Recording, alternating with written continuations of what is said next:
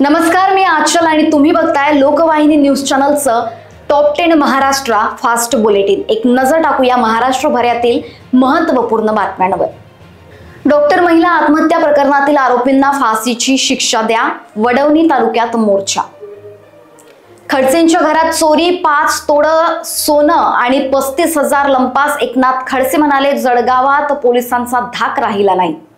SRAच्या नागोंदीमुळे रखडले प्रकल्प, प्रकाश आंबेडकर यांचा आरोप। वंचित बहुजन आघाडीचा धडक मोर्चा।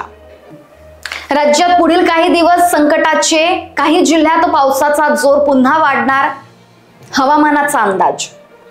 मराठी रंगभूमीला मोठा धक्का, वस्त्रहरणचे प्रसिद्ध नाटककार गंगाराम गवाणकर यांचं वयाच्या 86व्या वर्षी निधन।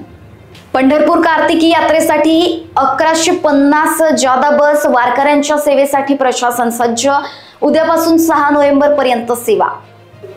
राष्ट्रवादीच्या कार्यालयात लावणी प्रकरणी शहराध्यक्षांना नोटीस। नृत्य करणाऱ्या महिलेनं म्हटलं, चुकीचं काहीच नाही। पुणे पोलिसांनी मारणे टोळीच्या गुंडाच्या आवडल्या मुसक्या। भाजप कार्यकर्त्याला मारहाणीनंतर 9 महिने होता फरार। नागपुरात लग्नाचा आमिष आणि वेगवेगळ्या हॉटेलमध्ये नेऊन ठेवले संबंध, फोटो व्हायरल करण्याची धमकी। पोलीस कर्मचाऱ्यावर पीडितेचा गंभीर आरोप।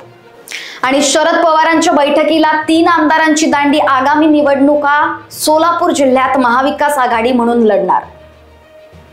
आणि यासह अन्य घडामोडीसाठी बघत रहा लोकवाहिनी न्यूज चॅनल। नमस्कार।